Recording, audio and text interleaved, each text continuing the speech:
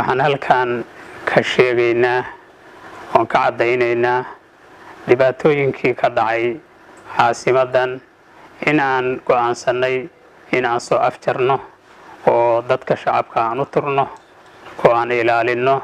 taas daraaddeed ayaan waxaan u samaynay tanaasul aan u samaynay aan u tanaasulnay shacabkeenna markii aan aragnay in dhib badanu soo wajahan yahay oo wixii dhacay weliba ka sii badan ayaan waxaan samaynay tanaasul aan u samaynay. marka bulshadeenna waa jecelnahay waxaana uga soo shaqaynay xagga amniga la dagaalanka argagixisada iyo dhan walbaba. haddana horena dowladda federaalka Soomaaliya amniga caasimadda waa ugu dhiibnay.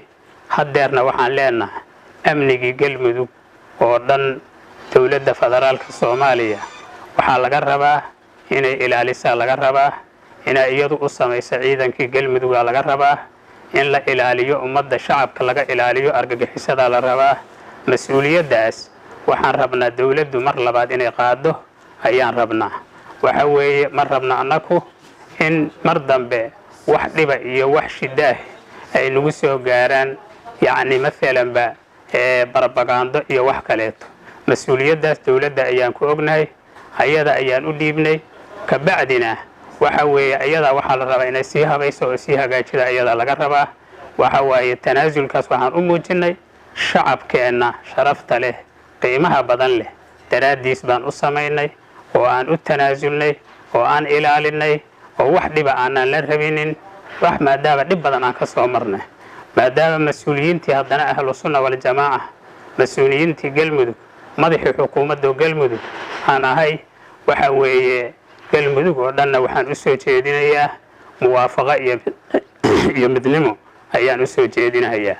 runtii waxaa ka mid ah waxyaabaha aan haddeertaan ku heshiinay mas'uul ka mid ah mas'uuliyiinta dowladda federaalka Soomaaliya Generaal Mas'uud in uu maalanba la wareego ciidankii halkan joogay inuu la wareego.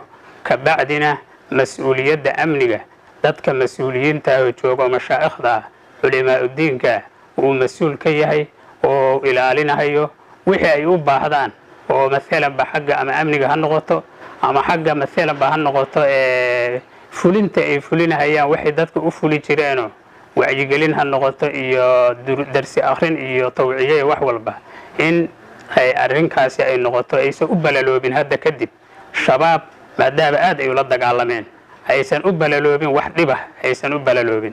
taasna asagaa damaanad qaaday. annaguna waxaan nidhi adigoo dowladdii wakiilka ah haddaad damaanad qaaday waa ku kalsoonahay ayaan nidhi. wabilaahi tawfiiq.